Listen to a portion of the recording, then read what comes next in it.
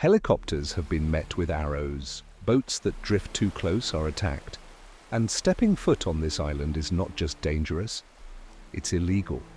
In the middle of the Indian Ocean lies one of the last truly isolated places on Earth. This is North Sentinel Island, and the people who live there have chosen to remain untouched by the modern world. North Sentinel Island is part of the Andaman Islands, located between India and Myanmar. From above, it looks like paradise. White beaches, dense rainforest, and clear blue water. But beneath that beauty lies one of the strictest no-contact policies in the world. No tourists, no researchers, no journalists. The island is protected by law. And the reason is survival. The people living there are known as the Sentinelese. They are believed to be one of the last uncontacted tribes on Earth. Anthropologists estimate they may have lived on the island for tens of thousands of years, possibly descending from some of the earliest human migrations out of Africa.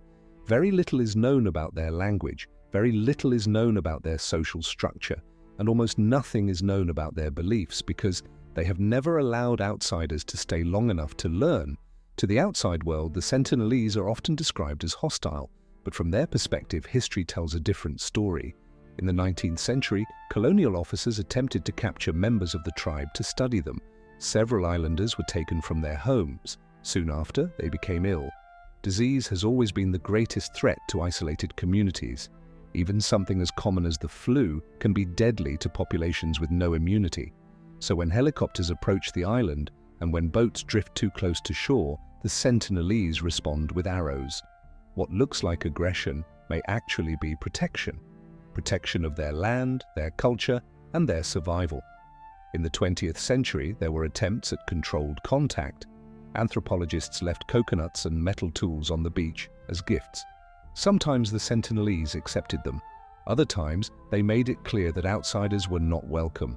They never invited anyone inland. The message remained consistent: stay away. In 2004, one of the deadliest tsunamis in recorded history struck the Indian Ocean. Entire coastlines were devastated. Thousands lost their lives. Helicopters were sent to check whether the Sentinelese had survived. As one helicopter flew overhead, a tribesman stepped out from the trees, aimed his bow, and shot an arrow toward the aircraft. It was one of the first confirmations that they were still alive. Despite having no early warning systems, no satellite communication, and no modern infrastructure, they had survived. In 2018, global attention returned to the island after an American missionary illegally attempted to make contact.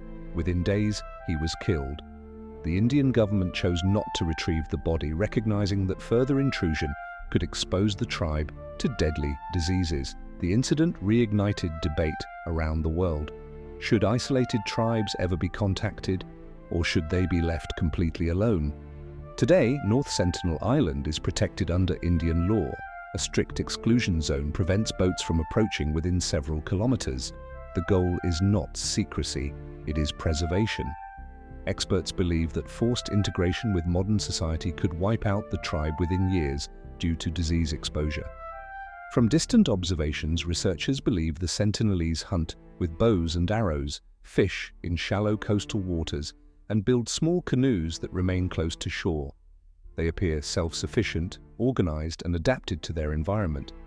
They live without electricity, without global trade, without the internet, and yet they continue to survive.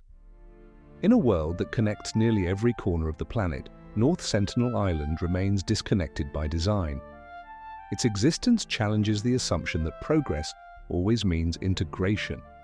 For thousands of years, the Sentinelese have lived on their own terms, and perhaps the most important question is not whether we can reach them, but whether we should.